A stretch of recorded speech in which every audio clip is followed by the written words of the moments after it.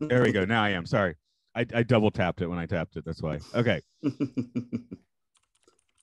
Okay. Wait a minute, I need to check the year. Is it this year? This year. I know it came out this year, but I'm going to use the more fun year than that.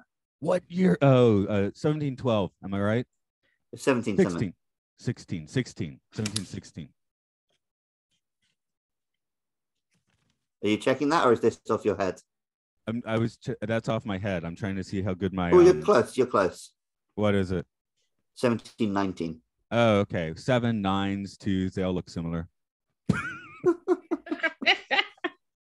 Just numbers in general. They all kind of look the same. Yeah. Just squiggly lines. In the year 1719, the prey becomes the predator. Bum, bum, bum. That works. It's a twist we needed, right? So Yeah. yes, we are back to talking about new movies instead of really creaky old movies. This is Matt here. That's Luke there. He's drinking his drink. I timed that badly. I could have said my name. I only had a little sip. Oh, okay. This is indeed Luke. And it's a sci-fi sanctuary. I've been chatting with our guest for a bit here, Luke, but I guess you're in charge of the proper introduction. Yeah, so I'd heard that there was a new Predator film, so obviously I wanted to be all over that. And then when I found out that the entire film was about an indigenous girl, I was like, this is one of those films that two middle-aged white guys probably shouldn't talk about on their own. But then I remembered that I follow on Instagram and are friends with Shana, who regularly talks about and shares information about and promotes a lot of materials for missing and murdered indigenous women and girls. So I thought, well, perfect. And she also does stream and do podcasts and stuff. So I thought we should get her on. And luckily she agreed to come on. I'm happy to be here. So yeah, we usually let people plug at the end, but Shana, because you've got, important plugs and people are probably going to skip when they get to the end of the podcast. Do you want to share some of what you do and where people can find you? Yeah, you can literally find me on pretty much all of the platforms. I'm either Shana Leigh or the Shana Leigh on all of them. And a lot of what I do is not only just playing video games and life vlogs and sharing adventures and things of that nature. I like to do a lot of sharing information about, like you were saying, missing and murdered indigenous women and girls. And I try to fundraise for CS-BAN to help stop violence against Native women. I am of Cherokee and Choctaw descent, and it's something that's really important to me because Native women experience violence at an insanely higher rate than most women in general. And we all know that women tend to be already a higher violence target than men are, which, it's a crazy world that we live in. So any little bit that I can do to just kind of help raise awareness and also help people out there who need it, it's important to me. And you can find me on my socials, and I have links to places that you can donate, or I have special merch that you can buy where all the funds go to helping women as well. So lots of fun stuff. Awesome. So when I messaged you, you said you were already planning to see this film. Yeah. So how did this come onto your radar? So I always do Monday movie nights in my Discord server. And one of the things that I like to do, we watch a lot of horror movies, just a lot of different movies in general, but I try and bring in movies that have real indigenous actors and directors and things like that kind of don't necessarily get a lot of attention. There's a lot of films out there that are really good that come from indigenous creators that I honestly wish got more attention. And so when I heard that, this big franchise essentially was coming out with something where not only were they using real indigenous actors, but they had a version that was coming out where it was the full language and everything, I was just super excited about it. And we decided to do it for a movie night. And that's kind of how we fell into it. Have you seen the version? Yes. Oh, amazing. Yeah, I only had time to watch it once, so I watched it. Okay, that does exist, because I guess I probably saw that like mentioned somewhere, like just in an article, that this existed. Um, I've never been like a giant Predator fan, so it's like, oh, there's one. I haven't seen any of the modern Predator movies, so just just the two, and I haven't seen two for like what 30 years. But so in that way, so Luke is the one that was kind of pushing, hey, here's Prey. So we got Predator out of the way. We're doing Prey now. Actually, I'm glad to hear that. I was gonna pull out sort of my I had somehow heard that the movie was done like language proper. So when I was watching it a few nights ago, I was like, what's happening? Why are they speaking English? So I just I guess originally they wanted the whole movie to be Comanche, I think is the tribe name. Yeah, I believe so. Yeah, and the director decided that, and as great as that would have been, I don't think it would have had the same reach as it does having it be in English. So they decided to do it in English and dubbed it in Comanche, which I think is just, it's so cool that we have that ability to watch something in a language that people are trying to preserve like that. So it's awesome. Yeah, I understand that. Yeah, I mean, that was what I was thinking watching. I was like, well, this just wouldn't play to the rafters if it was actually in Comanche. But I would have, I really would have liked it to be. I don't know, maybe it would have been better dubbed in English. But then people would be like, their lips don't match, and it would have like a weird, like like show Godzilla sort of vibe, which we don't want here. Great for a Showa Godzilla movie, but not so great here. Yeah. As much as I wish it wouldn't be a turnoff for people, I definitely think it would be, in the same way that there's been several movies that have come out over the years that have been done in like Spanish or Israeli or whatever, and people just ignore it because it's like, oh, I don't want to have to read subtitles, which I get, but it's kind of sad. Yeah, I remember there being a big debate when Parasite came out and won the Oscar, about people not being willing to sit through a film because there's the little subtitles at the bottom. We get them in all our theatrical films now, except they're in Japanese, in a Japanese theater. Did this play in theaters? I never know anymore. I don't know. I don't know, honestly. Yeah, I have a feeling it didn't, but the other thing I was going to mention is just, I should have waited because I still had something to say about language. I was reading a book earlier this year about like just the cultural impact of Star Wars. It didn't talk about like the making of film or anything of that, just like impacts in various places. And it opened with I think it was a New Mexican tribe where they had like dubbed Star Wars in this language that only like 500 people still speak, and had a showing, and they just loved it because these are people that just see a movie in their actual language. So having it properly professionally dubbed into I don't specifically remember which tribe, but I was like, that's cool. So I kind of felt like this would be a analogous to that or something. I think that is super cool. I hadn't heard about that, so I'm seeing you're trying. Okay, yeah, I can't remember the name of the book. It's a really long title, but maybe I'll put in, if I remember and care, I'll make a mention of it in the notes or something. But as for Prey, I guess I'll dish out the dirt on the movie forthwith. Beep. And I do that later. Okay. Yeah, pretend Matt just told you the whole plot. Wow, that was amazing. You did such a good job giving us a synopsis. Future Matt thanks you. Yes. I don't want the rambling weirdness. So this is a movie, I guess, where these are we don't have any actors that are just like name, if I'm correct, or I'm missing like 8 TV shows somewhere, Right. I mean, sometimes like a TV actor and I just have no clue who they are because I can't keep up with television.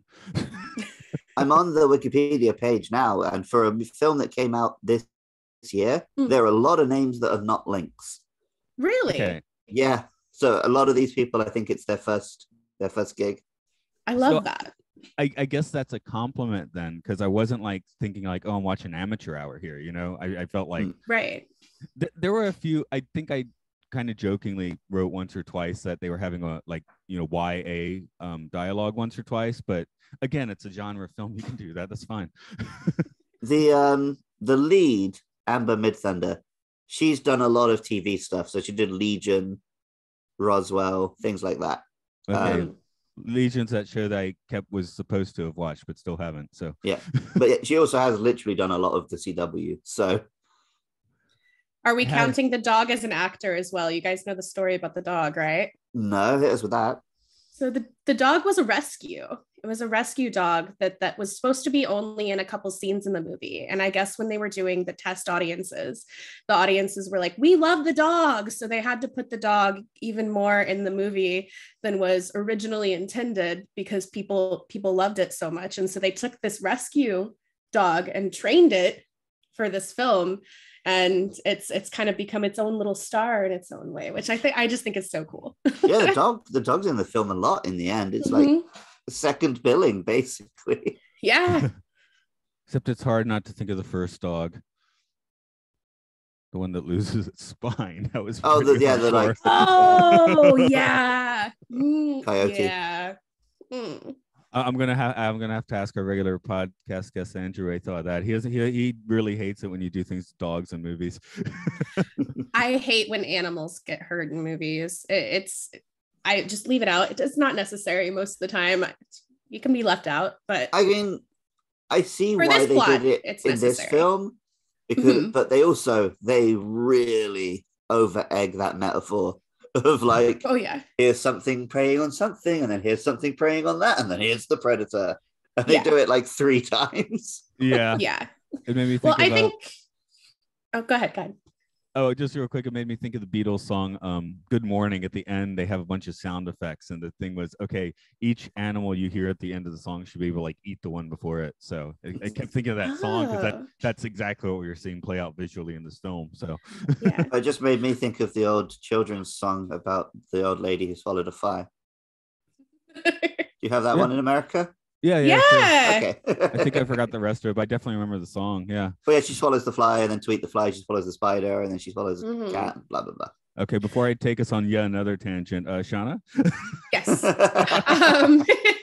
I was going to say, I think that emphasis was there, though, because it was meant to show how even the predator didn't see our main actress as a threat in any way.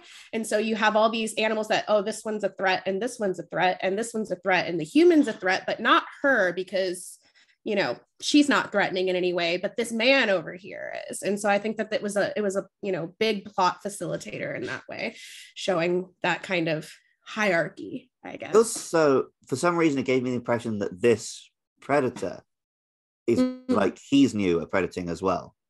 Possibly. Because he was like, he was building up to hunting the humans. So I think it was meant to be a parallel that he's like on his first hunt and she's on her first. It could have been because the time period too. To be completely honest with you, don't know a lot about the whole the predator history in general. But it could have been because it was so early on in history. It was one of the first major interactions that people had really had with the predator. So it could have been he didn't really know what people were at that point either.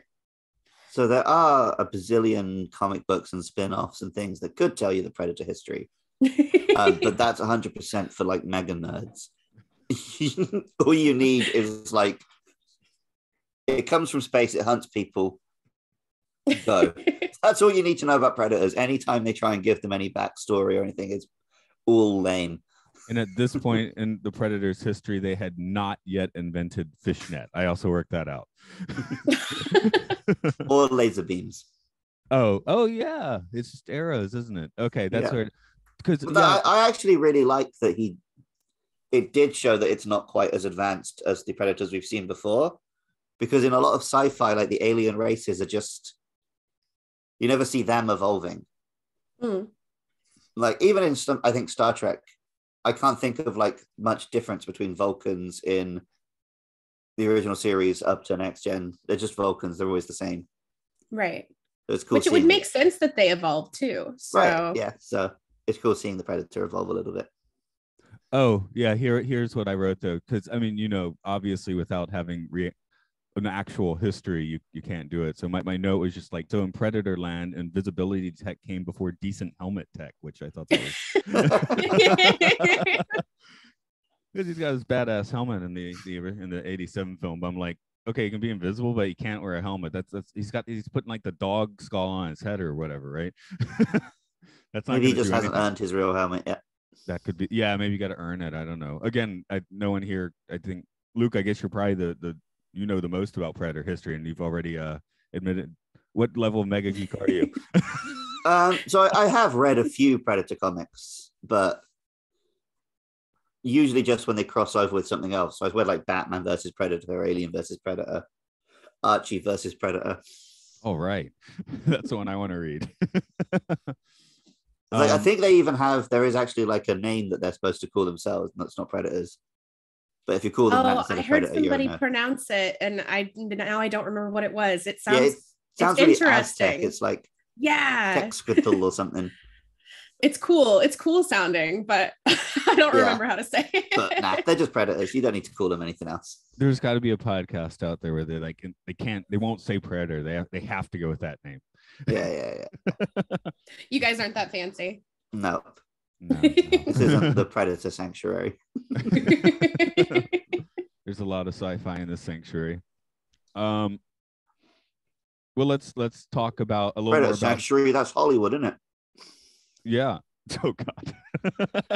Sorry, it was like a joke grenade. It took a second.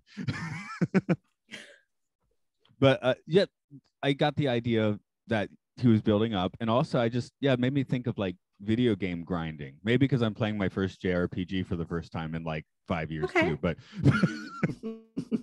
to go out and kill a few, like scruffs out in the forest. Yeah, had to build up the speed before he could fight humans. Yeah.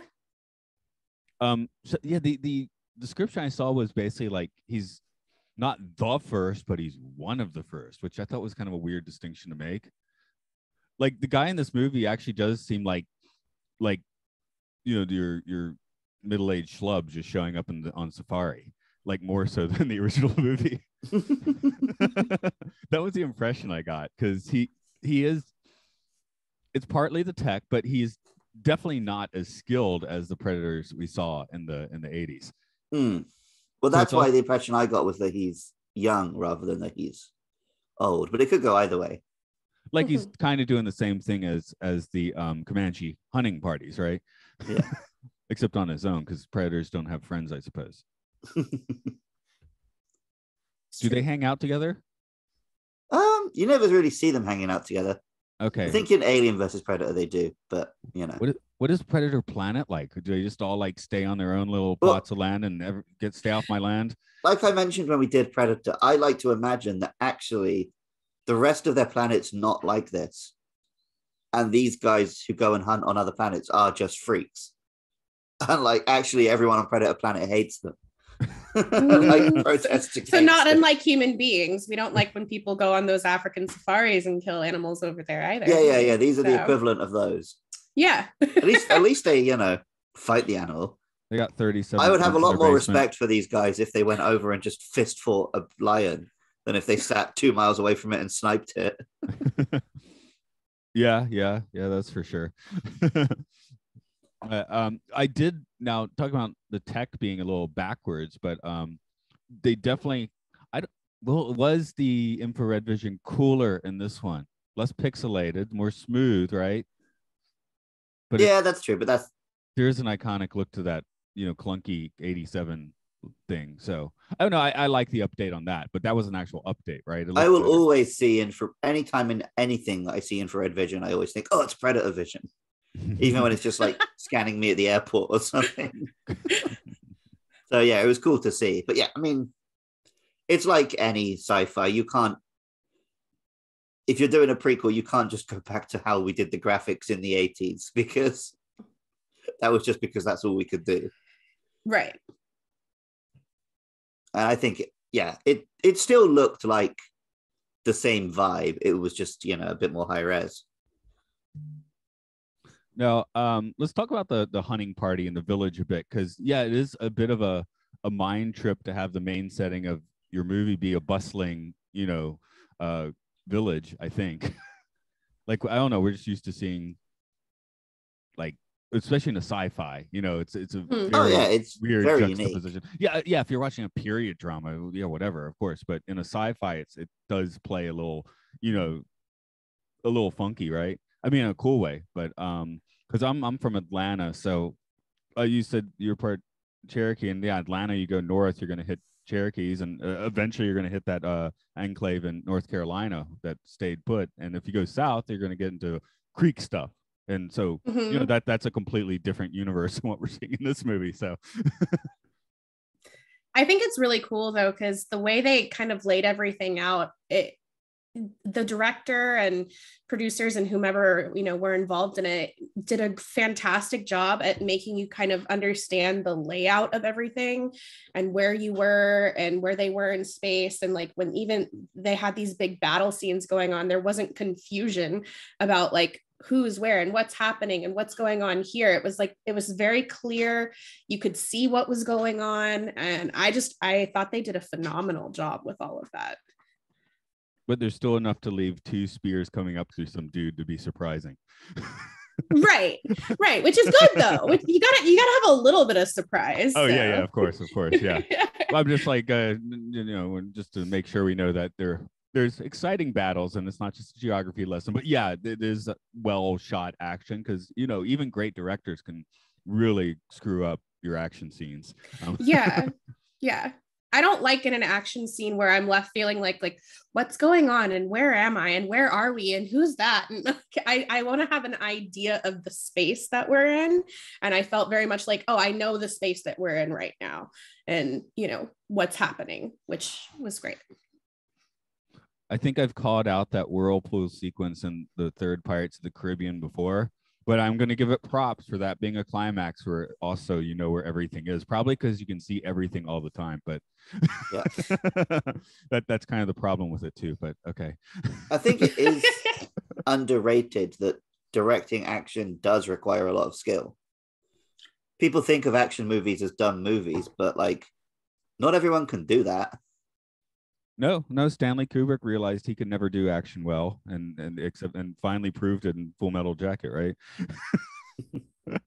But yeah, you stay in your milieu. But yeah, this is, I mean, the thing is, we've got several newer Predator movies that did play in theaters, right? Big budget things, which is completely away from the 87 vibe where it's, Arnold is still just this big unnatural dude that you just stuff into a pot boiler and see what happens, and this movie is kind of that level, which again, it's a genre film. It's not a marquee film. That's why we're all like, did it show in theaters? Because now that kind of mid-level film doesn't play in theaters, but right. But watching this, I did want to see it in a theater. That I regret. Oh, it would have done great on a big screen.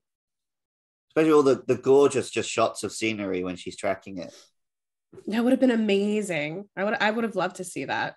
I'm sure it did probably play in a few, but I feel like most people who saw this film saw it on Disney Plus. Yeah, right. It would have been like a special screening or whatever. I will call out most of the effects in this are very cool, but Luke, you're a big fan of bears. You're a friend of bears. How did you feel about the bear? Obviously, I didn't like seeing the bear die, but you got to set up that the Predator's the villain.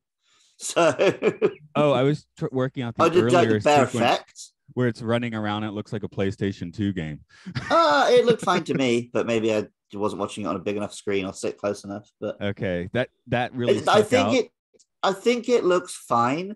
But because it's CGI, I didn't. It maybe steps into Uncanny Valley. At the very first, I was like, "Oh, is this an actual bear?" And then I was like, "Wait, he's too close to people. Oh, it's running around like in crazy ways." And then I was like, "And that's definitely not a real bear."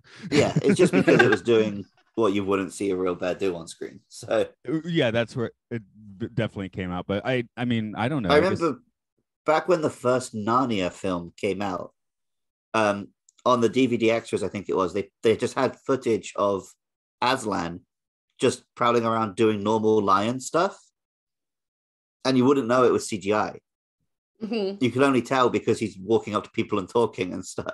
So that's the only giveaway. There's a part of us that will just always be able to tell when something's an effect because we know it's not real. Mm-hmm. That whole fight scene with the bear, though, I'm not gonna lie, during that, I really felt like the bear was winning. I was like, this bear is like kicking ass and taking names over here. And then just to see him out of nowhere, it felt like just get smacked down. I was like, oh, come on. Yeah, my note is, could the predator have taken the bear in a fair fight? Again, getting to Luke's without all his tools and stuff, you mean? Again, yeah, getting to Luke's like going on safari, you have to like fist fight the lion. That idea. Well, that's the whole thing with the predator in all the films, right? Is he's like, oh yeah, he's this honorable hunter who comes down and fights, but also he's got loads of high-tech gizmos that he uses to kill people. Right. That was one of the things I was talking with my mom about, actually. I was telling her, I was like, it's interesting because, yeah, he's definitely stronger than a human, but like, look at all his tools and his technology that he has compared to these people. If he didn't have that, would he be able to win the way he's winning? I don't know. I don't think so, personally. But I mean, that's the whole thing in the original, right? He finally is like, okay, I'll meet you face to face with Arnold, right? And then when he loses, decides to tactical nuke the whole place. But so he's a sore loser as well. But I like in this one that ultimately it's his technology that brings him down as well. I love how smart she was to kind of use it against him and to take note of how everything was working. I loved that. And then I found it amusing, just as a not quite a callback to the first film, where Naruto gets completely covered in mud, and then the next scene she's immediately washed all off. And then later in the end of the movie, we see the predator come out, covered in mud. So I was like, she can't see the predator now because it's covered in mud. But she does get the kill. There's no thermonuclear predator suicide in this one, so that's cool. Lots of day glow blood, gotta love that. I loved seeing her come back and she's covered in predator blood and carrying the head. It was so cool. The makeup job they did on that was phenomenal, with like her war paint plus the blood. I 10 out of 10. That's the poster image, if I'm not mistaken. Doesn't have the predator on it, has her covered in predator blood on the poster I saw. So now this tribes, I do want to kind of work out, because obviously, again, each tribe's going to be very different, and this one does seem to have that weird, like, they don't want her to come and play with their hunting party at all, which I don't know if that's like generally a common thing or not. So. It's not uncommon. That's not to say there aren't indigenous tribes where women didn't partake in those things, but it's patriarchal, much like anything else. So. Okay, I guess that's one thing. Usually I'm like, hey, you could have made the movie shorter, but I think you could have added like a little bit more just pre-Predator stuff in this movie, and it could have played well. In fact, it would have been nice, because it is jarring when you start to get the sci-fi element in this movie, and I think you could have milked that like a little bit more. You could have done, but I do really like how tight this film is. I don't know what the overall response was as far as like how much money they made from this film, but if you watch the credits at the end, it lends way to believe that there's possibly another film that could come out, which would give an opportunity to give us more of that. And I think if they would have focused too much on the pre-Predator, they might have lost people, whereas they're able to bring more people in, bringing that Predator in now and give us more later, because it mostly released on streaming, I guess we'll never know how much money it made. Films don't make money anymore. But in terms of buzz, everyone was talking about this film. Oh yeah, the review is like first masterpiece in the franchise. So although the first, well, I guess I've mostly seen like best since the first is sort of seems to be the main consensus online. But it's good. It's good in a very different way. Like, this is good in the sense of being like a really well-made film, whereas that one was good in the sense of being a really good Schwarzenegger movie. They're quite different things. and to the franchises, like benefit, they have been trying to work out, like, we cannot have Schwarzenegger in all of our films, like, from the first, right? Danny Glover was kind of a weird choice for the second one. But I've said before, I need to rewatch Predator 2 because as a kid, I remember liking that one better. Yeah. If you were, we can blue sky it. If you were to sequel this, how would you do that? I mean, you basically just any time since 1719, you can plop the Predator down anywhere on the planet in history for the next 300 years. Well, our friend Matty sent me a Instagram video, which I can't think beyond that, where is a guy like just coming up with an idea for a Predator sequel, feudal Japan. That would be so crazy. Predator versus Samurai would be amazing. That would be cool. Except that would be before the time slot I afforded you. Well, it could be like Tokugawa Japan. Yeah, sure. Because they're still samurai around. They just weren't doing very much. Yeah, they're just dueling each other every once in a while, right? Yep. It's increasingly rare. So, Shana, where would you like to place the Prey sequel? Ooh, if I could choose any time period post the 1720s, it would be interesting to see like the early 1900s, I think. That would be interesting, but just like the way technology was changing, the way the world in general was changing, industrialism, and all of a sudden you've got all this crazy stuff happening with a predator coming down. Like, how would people react? What would they do? And the predator might be a little bit blindsided just by the fact if they've been coming, it's a more experienced one and they're used to having like low resistance, and suddenly getting like World War I style resistance. Yeah. Firepower, I should say. So where would you put it? Would you put it like in the trenches, the New York City, out in the plains again? Probably not out in the plains again. I think getting more into like the city would be an interesting aspect. Like New York City, you could go to Tokyo, even. Yeah, Predator. Bring it back to Japan. We're into that. So yeah. 1930s New York gangsters would be pretty fun. Yeah, that would be fun. New York gangsters would be wild. They try and get I can't think of any ridiculous gangster slang off the top of my head, which is depressing. Capiche? There's one. Predator capiche, that's what we need. I'll take you down to Sing Sing, that sort of stuff. What's yours then, Matt? Huh? What's yours? Oh, I had one bounce through my head, but it was also earlier. I guess, being from Atlanta and all that, I put the Predator in some ridiculous Civil War battle.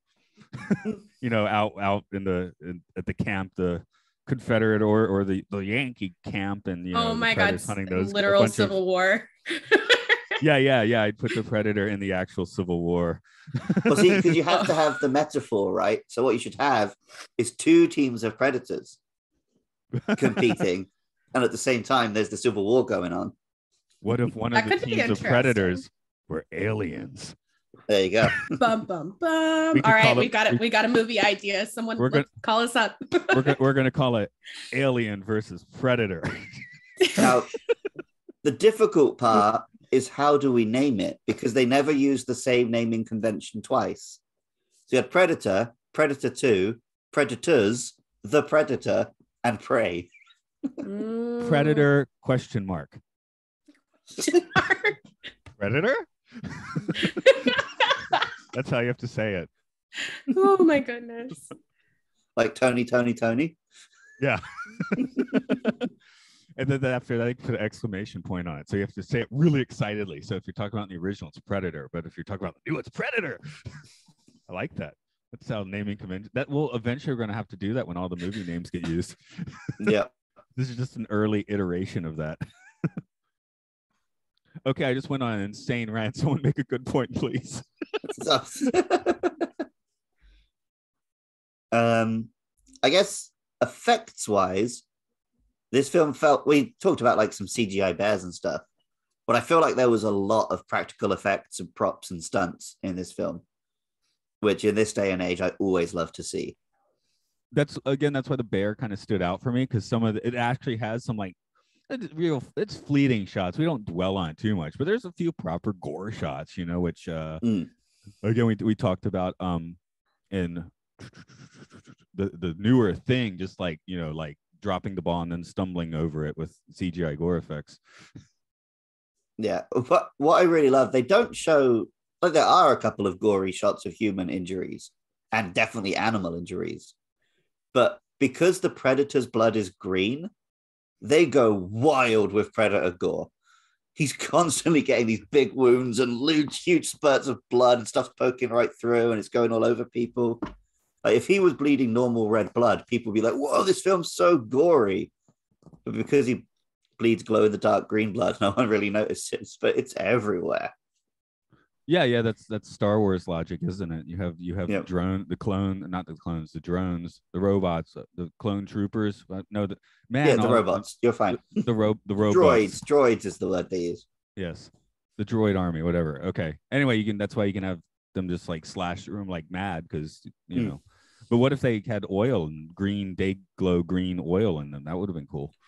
That would have been so cool. I like that the human gore wasn't overdone. I feel like there's a lot of movies out there that overdo human gore just for the sake of overdoing it, where it felt in this movie, you know, you see somebody's leg chopped off, like, yeah, there's obviously going to be blood, but it didn't need to be wild for us to understand what was going on with the story. So I liked that. One thing I did think, so watching the film for it's probably about the first 2/3, you only see indigenous characters. Right. And then a bit later on, you have the traders, and according to Wikipedia, they were French. I thought they were Spanish, so that shows how well I know my European languages. I was almost disappointed they went that way, because it would have been cool to just have the film be entirely indigenous people. And it felt like a bit, I don't know, obvious. I wonder how that would have worked with the whole like plot point of having people be more so of predators, though, because it was supposed to be that you had these traders, these white people come in who essentially were the predator in a way. They were out killing buffalo for no reason and skinning them, where indigenous people, they kill because they need food or they're defending themselves, not just to kill for no reason. And they honor the animal. They use every last part of it. And you have these white Frenchmen coming in who are just like, look at me, be badass. Like, I killed all these buffalo and skinned them for no reason. I am in charge and I am the predator. Yeah. And then they get knocked down by the real predator. So I mean, they're really even doing the same thing, because in 1719 there were no settlements out there. I mean, they don't have a spaceship, but they're coming in just as much of a foreign object as they're just as alien as the predator, basically, in this situation. Yeah. And doing what they're doing for sport rather than necessity, which is what the predator does. It's sport. It's not killing out of necessity or needing food or anything. So hell, the traders are worse. They're coming in with all the diseases too. Right. I wonder if the predator would bring in any kind of disease, though. Has that been something that's been explored at all? Not in Predator, but obviously in War of the Worlds, they're all killed by our diseases. True. And that was deliberately about colonialism. So well, yeah, some metaphors hold water, right? Yeah. I don't know how much our diseases or their diseases could affect things that evolved on completely different planets, but I don't know. I also don't know how humanoid the aliens would be compared to us, so you can't get too far into that stuff. I was thinking at the beginning when the Predator's landing and they see him coming in on his ship, and like what you would make of that.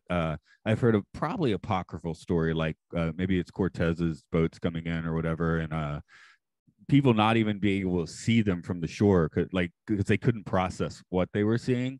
But yeah, I think that's pretty false, because I've watched quite a few documentaries recently on like Aztec and Mayans and meeting the Spaniards.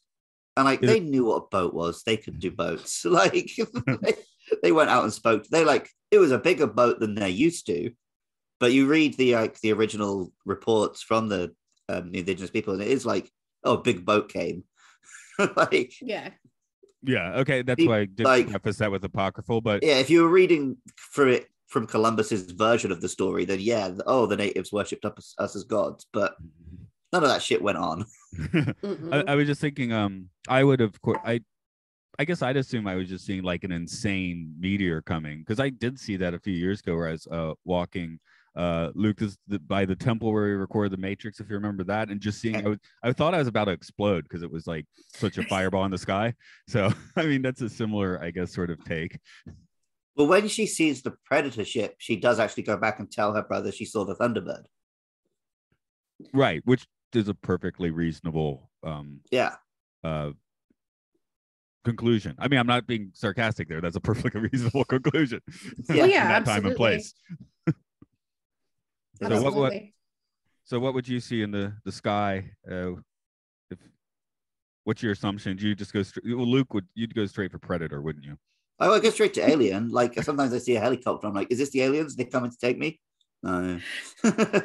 Yeah, I always check the planes in the sky to see if they suddenly make a, insane speed 90-degree turn or something. Because I want to see. I've heard people say it, so I want to see that. Yes. Well, I grew up a military brat, and the area that I live in now, we've got more military bases per square mile than anywhere in the world.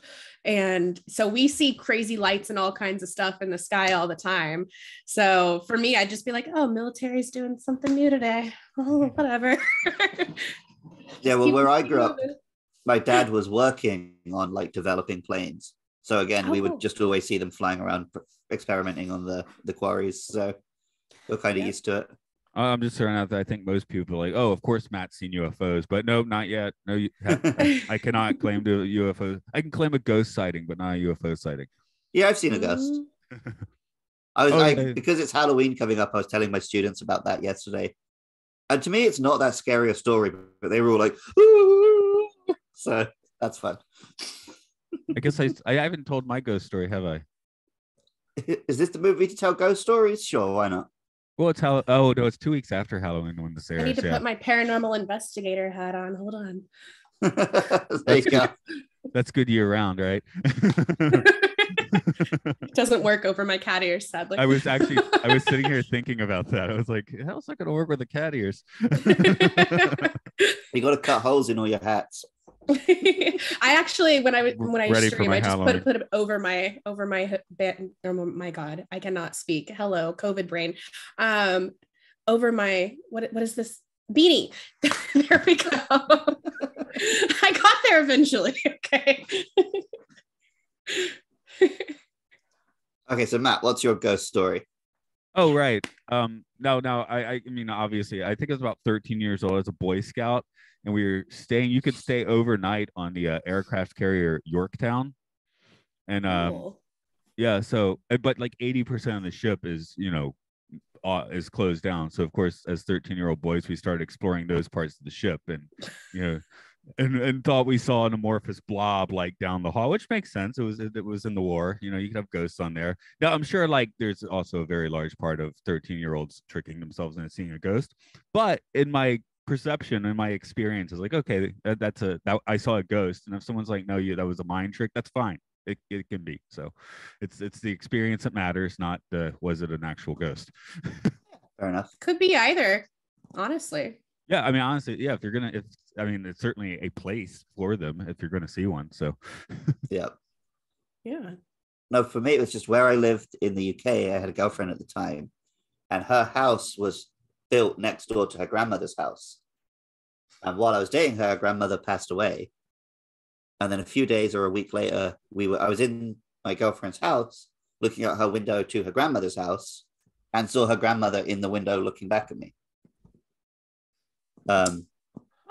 Yeah, and like I think I like went to go somewhere and came back, and she was gone. But like maybe it was an aunt or something, and it just looked exactly like her. Yeah. But to me, it was so sure I saw the grandmother's ghost. I mean, you guys are talking to the right person. I have ghost stories for days, and I actually do ghost hunting. That's one of my little hobbies. So okay, what was your best encounter then? You got to give us one. So the house that I lived in when I was a kid was definitely haunted by a little girl. And I hadn't heard stories from my parents initially. And I had a babysitter who used to come stay the night because my dad was in the military, so he was gone all the time. And then my mom worked late at night.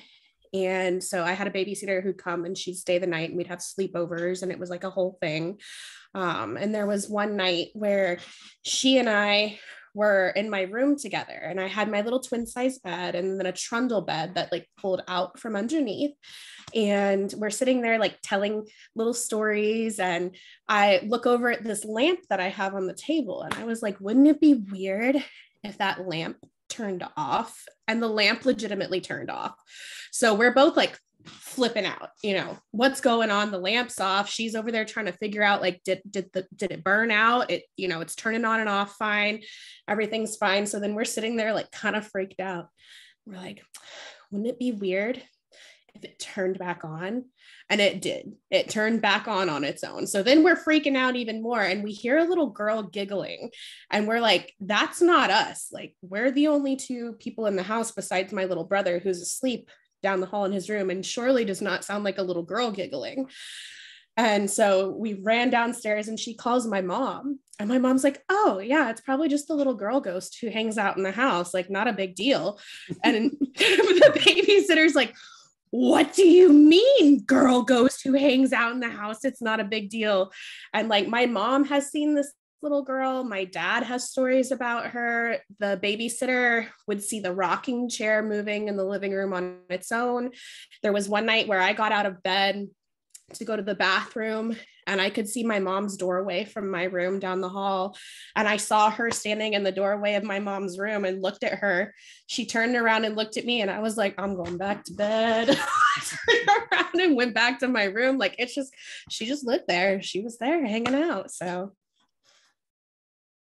Okay, yeah, you've had a bit more intense than me or Matt then.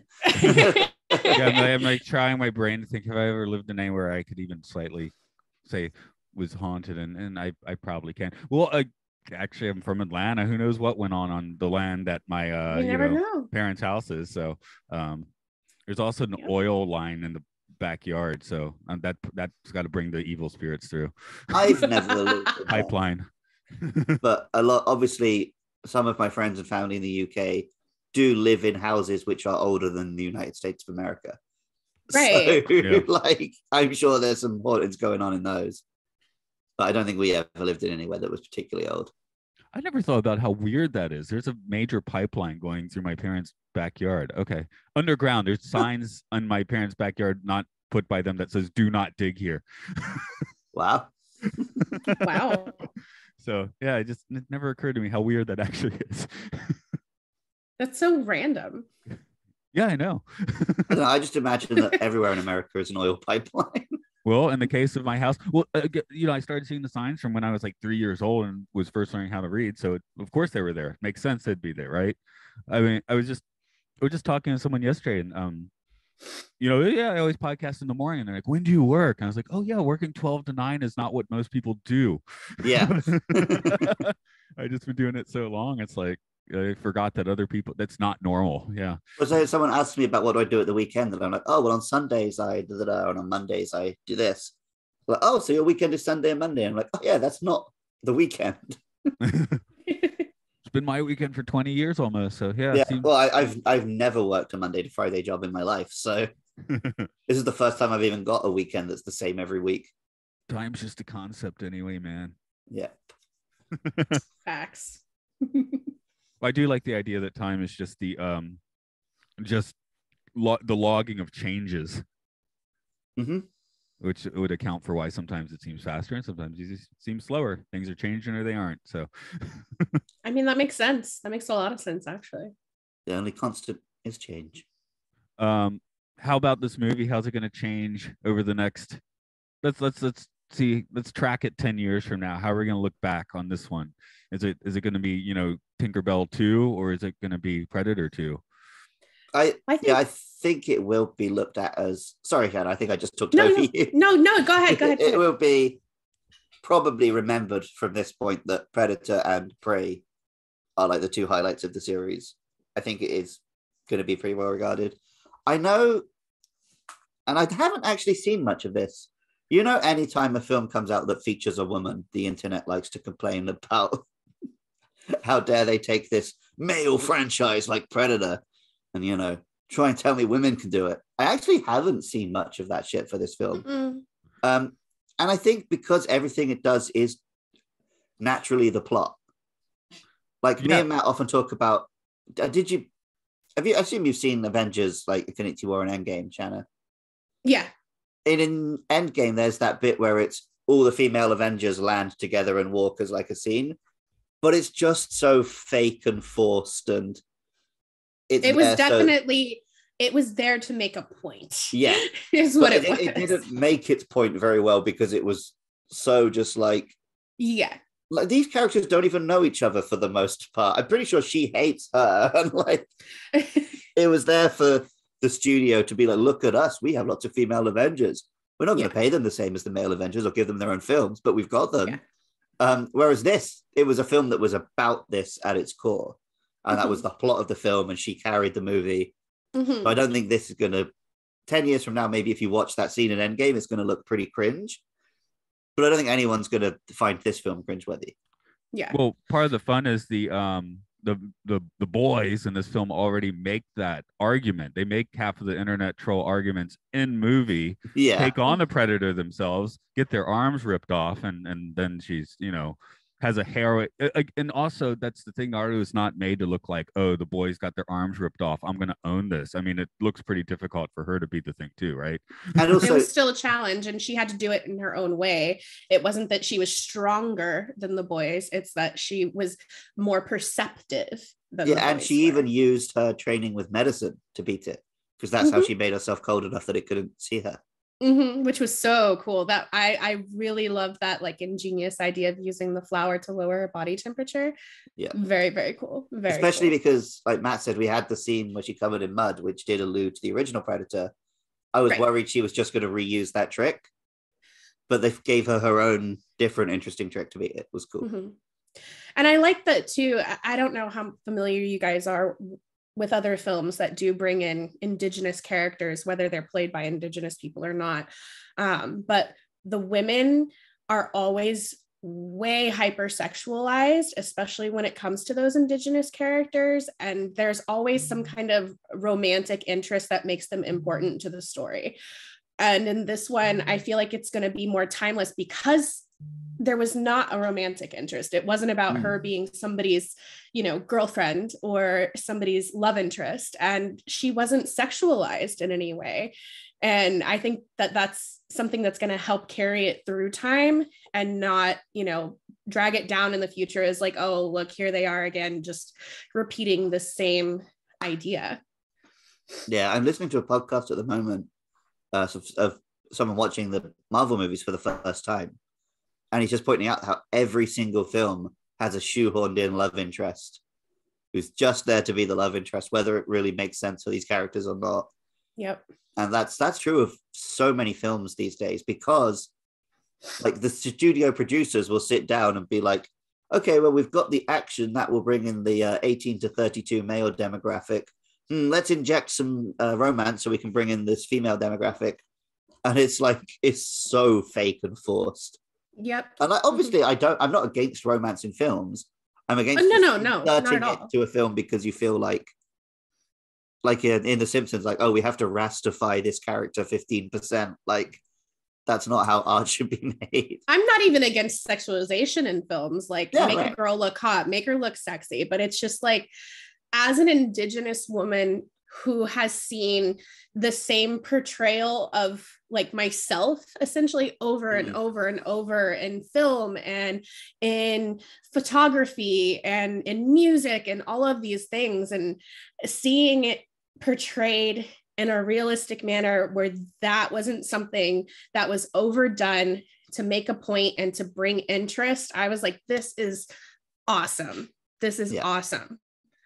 So I mean, films come a reasonable way, at least. I did a podcast last week where we were talking about the 1953 animated Peter Pan, and we're like, oh, we have a scene we have to talk about.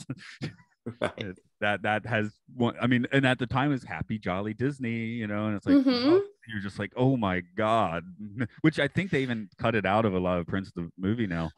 I had on the Disney Plus, I had a friend. So my mom makes these like earpieces that have feathers in them, and they're really cool. They're ear cuffs. And this was years ago, when my mom initially started making them, that I gave some to a group of my girlfriends who I worked with, and we were all wearing them and we were out together. And one of the girls started dancing around the bar going, oh, and I was like, listen, like, can you not do that? Like, it's really offensive. Like, we don't do that. That's not what indigenous people do. And she's like, well, they do it on Peter Pan. And I was like, that doesn't make it okay. Like, I don't understand why you're saying they do it on Peter Pan so you can do it. Like, it was a whole thing.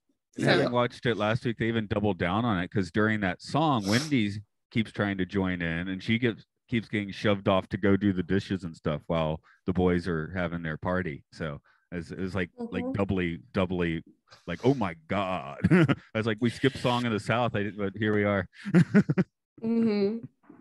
But the other thing that concerned me about Prey a little bit, not concerned, it's a good movie, but we're in such a glut of these weird, like, gray area movies right now.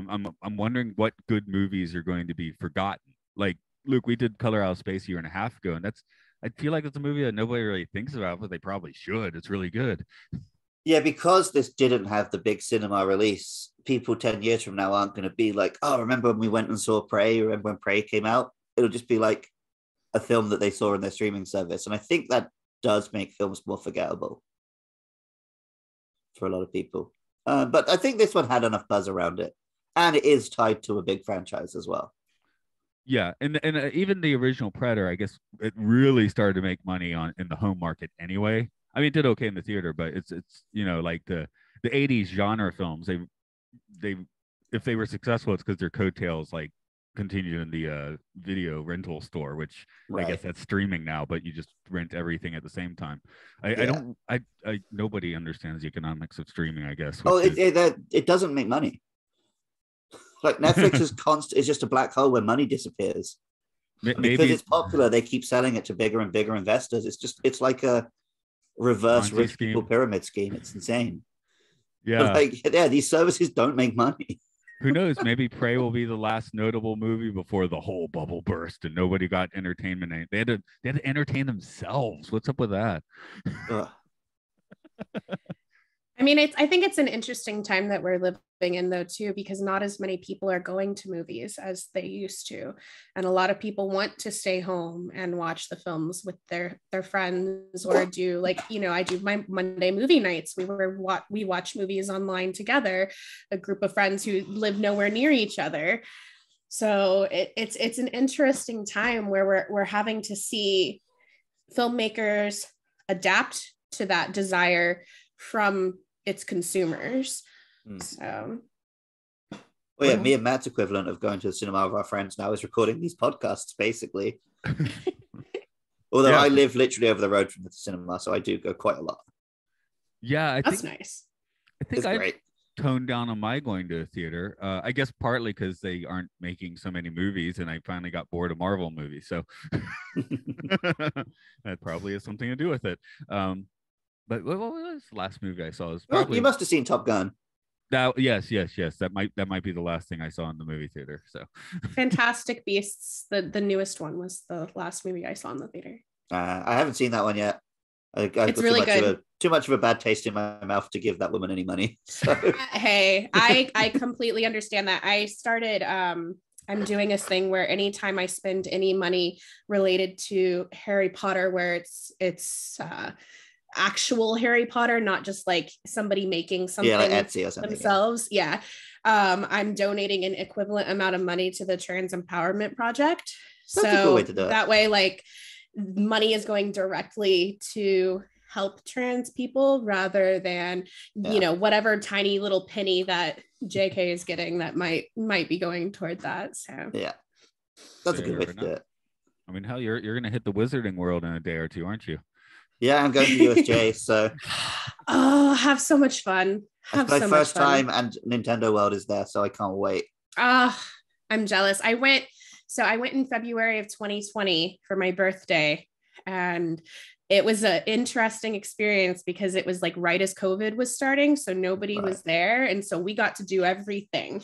And man, I had so much fun, but Nintendo was not there at the time. They were talking about it. It was like in the works, but you're gonna have a blast. Have a butterbeer for me, please. Our friend Matty was saying last time he went to USJ, they were building Nintendo World, but it just had this like gigantic cube tent over it. Mm-hmm. So like, yeah, it's gonna be sick. We've got 2 days. I basically plan to spend the entire second day in the Nintendo part. So do everything else in the first day. Have so much fun. Is this your first major theme park visit? It's my first major theme park visit in Japan. Yeah, we have. The UK does have theme parks. It's not all Hot Fuzz. I know, but do they have? I feel like we don't. Yeah, we don't have like a Disney or anything. Ours are just like rides. Yeah. I think France is the closest Disney, isn't it? Some of my friends went to the France Disney, but I've never been. Euro Disney. Sorry. Yeah. Get the proper name out. Any final points that anyone wants to throw out on Prey to open the floor?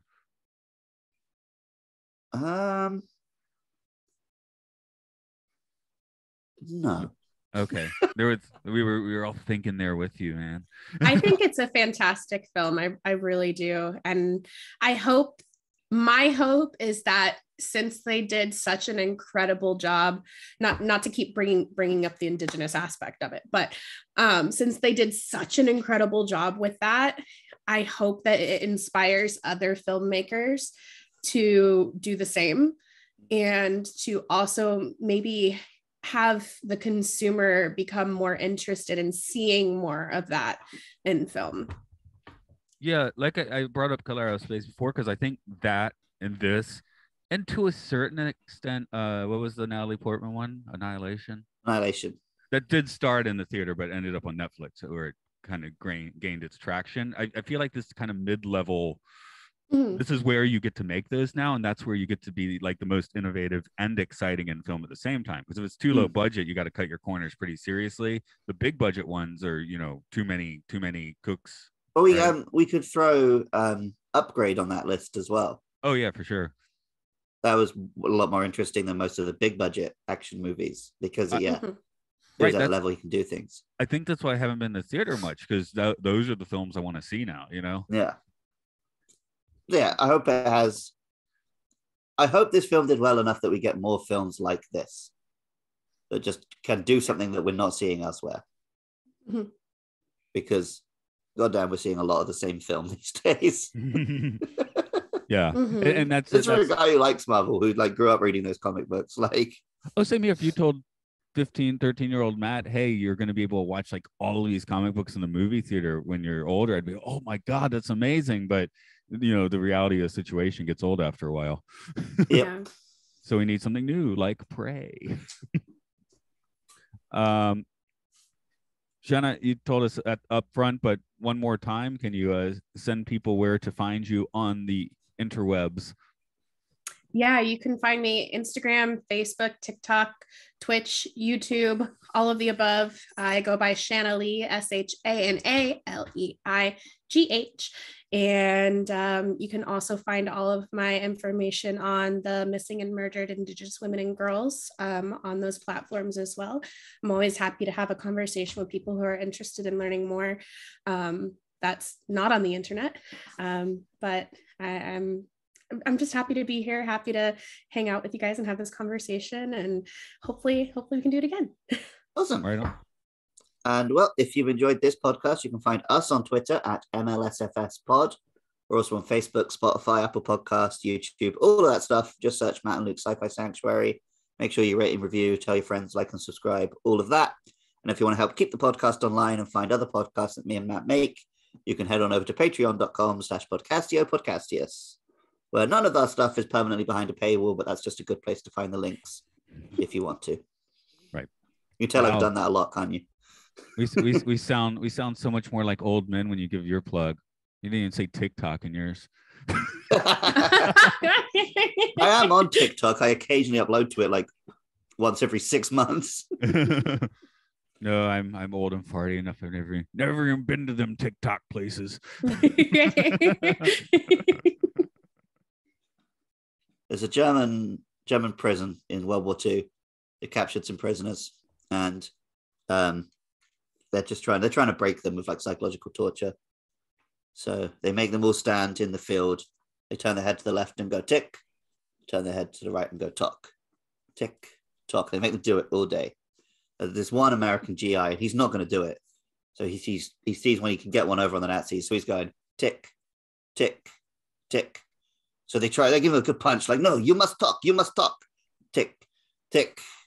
And the commandant comes down. Dracula says, we have ways of making you talk.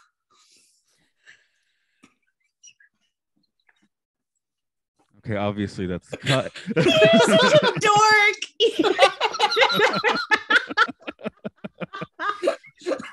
You're such a dork. Oh my god. Usually he manages something witty at the end of these. Oh god. What a note to end on. Yeah. You've got to cut it at the end of the joke, Matt, but then after the music, you've got to put her calling me a dork. Yeah, sure.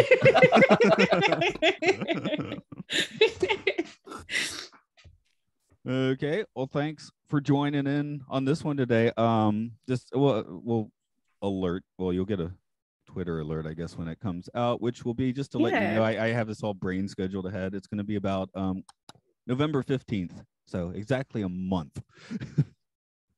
We will be posting. I'm excited. Yes, like you said, if there's any other sci-fi film you ever want to chat about, feel free to hit us up. Yeah, for sure. I got the whole Twilight Zone too. So if you, which Luke does sometimes. So if that's sci-fi is not my forte, but if you guys ever want to get into some horror, you let me know. Oh, we always do horror in October, so we'll remember to hit you up next year. Yeah, we're building up a collection of guests who they're not really into sci-fi, but they're into horror. So we just hit them up every October to do. I love the spooky. I'm all about the spooky. Okay. If you guys like zombie movies at all, there's a really good indigenous film called Blood Quantum that takes a really interesting take on the zombie universe. So that sounds like one to hit for next October. Check it out. Yeah, for sure. Okay, cool. I'm gonna go. Thanks all for joining us. I'm gonna go climb a little mountain. Okay. Have fun. Thanks for having me, guys. Thank you. Have a good evening. Hit the